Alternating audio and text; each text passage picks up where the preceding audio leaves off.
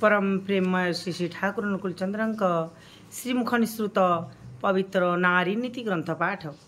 मोर कथागुड़िक जदि तुमर केवल कथा और चिंतार खुराक मात्र हुए करवा आचरण भितर दे सेगुड़िक जदि वास्तव में फुटे तोली न पार तेबे पाइबा जे तुमर तुम साच्छन्न रही ता किंतु अति निश्चय तुमर मु। नारी नीति पाठ। अशुद्ध पारिपार्श्व करे स्वास्थ्य जपरी मन को नियंत्रित करिपारे मन मध्य सेहीपरि स्वास्थ्य को बस को आनीपारे।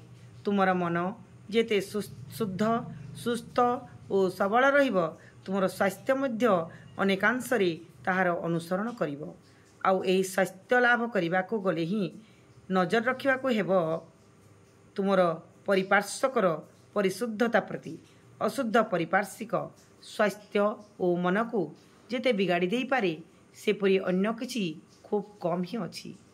नजर रखिबो। वाणी संख्या 55। जय गुरु जय गुरु।